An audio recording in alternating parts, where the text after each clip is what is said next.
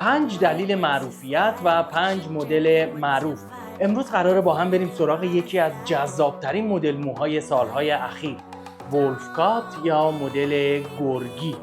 اگر تو فکر تغییر مدل موهات هستی یا میخوای بدونی چرا همه دارن در مورد این مدل مو صحبت میکنن، تا آخر این ویدیو با من همراه باش و در آخر 2 تا تکنیک ساده بهت آموزش میدم برای داشتن یک ولف کات ژورنالی.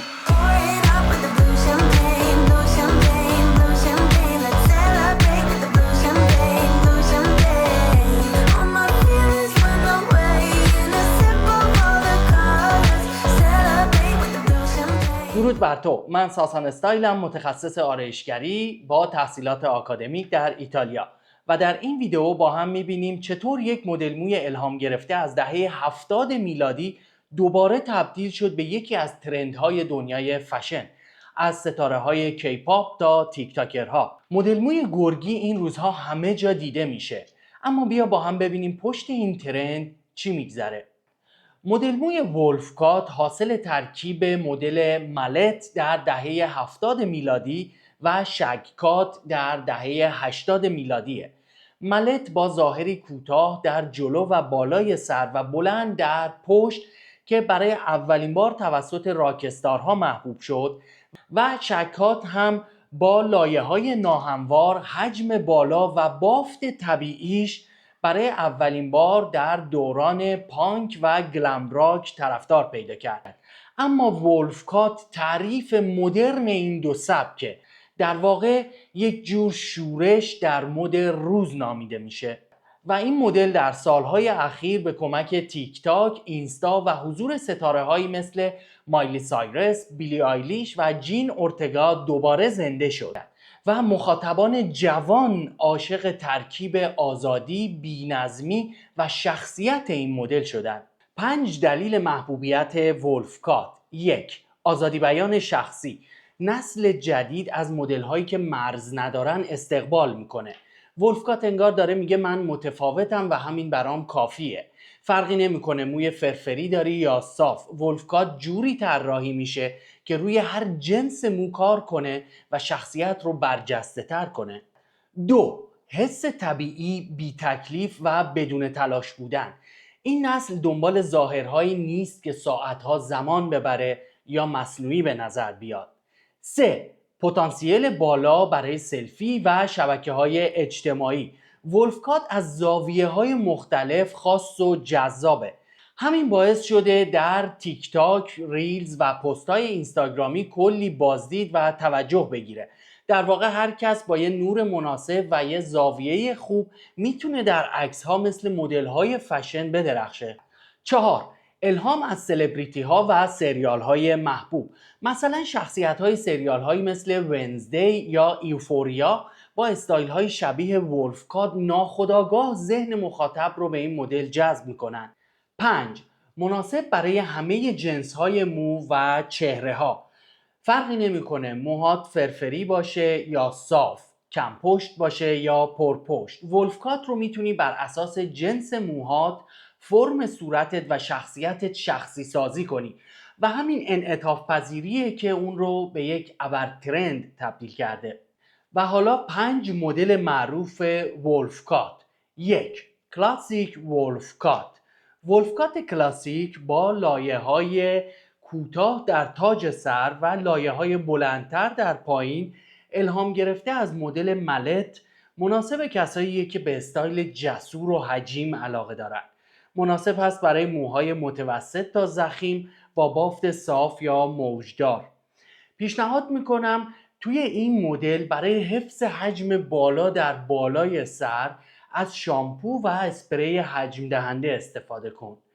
2. سافت ولف کات. ولف کات نرم با فرم نرم و زنونه تر با لایه های کمتر زاویه دار که معمولاً توی این مدل چتری ها هم ملایمتر و ادغام شده با بقیه مو هستند و مناسب برای کسایی که میخوان تغییر بدن ولی خیلی تند و تیز نباشه و مناسب هست برای موهای نازک تا متوسط و افرادی با صورت گرد یا بیضی. حتما برای استایل کردن موهای نازک از کرم بافت دهنده و حجم دهنده استفاده کن. 3. curly or wavy wolfcut، ولفکات فر یا موجدار که بر پایه بافت طبیعی موی فر یا موجدار طراحی شده که کمک میکنه فرهای طبیعی منظمتر و زیباتر دیده بشن و لایه‌گذاری سبک برای جلوگیری از پف بیش از حد و مناسب موهای فر، موجدار، متوسط تا بلند. و پیشنهاد میکنم برای این مدل حتما بعد از شستشو از کرم، موس یا ژل حالت دهنده موهای فر استفاده کن و تا جایی که میتونی اجازه بده مو خودش خشک بشه تا حجم و بافت طبیعیش رو نشون بده. 4.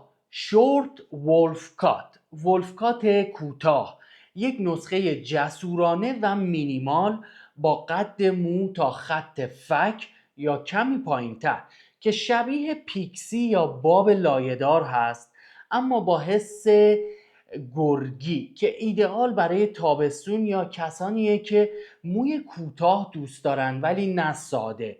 مناسب هست برای موهای ضخیم یا پر و فرم صورت مربعی یا بیضی و همچنین برای تاکید بر بافت حتما بعد از خشک کردن با سشوار یا اتو از وکس مات یا براق استفاده کن. 5.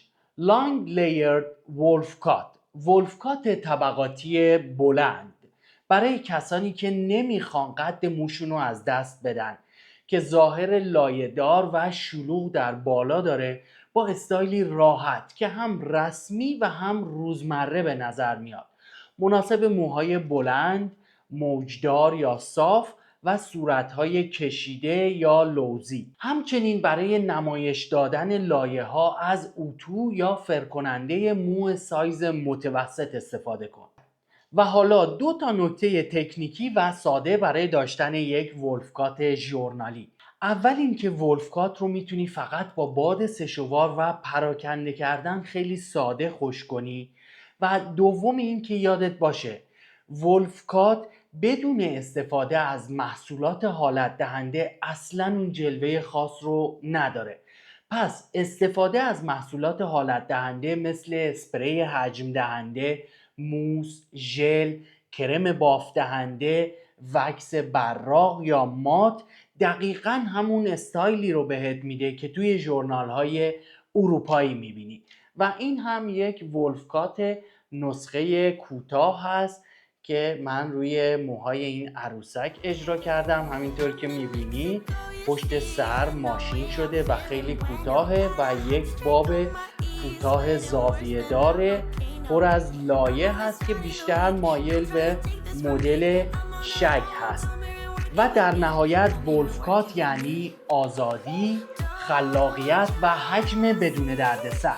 اگر امتحانش کردی یا دوست داری امتحان کنی حتما تجربت رو و سوالاتت رو توی کامنت ها برام بنویس. با هم در تماسیم و تا ویدئوی بعدی چاو چاو. لو بسلام. من دارم کار انجام میدم، اینجا نباید بازی کنی شما. بیا برو پایین، بیا لو، بیا برو پایین، برو پایین برای خودت بازی کن. بیا آفرین پسر خوب. برو پایین بابا. خوب شد. آفرین چه پسر خوب. گاز نگیر منو بابا. من دارم کار انجام میدم پسرم.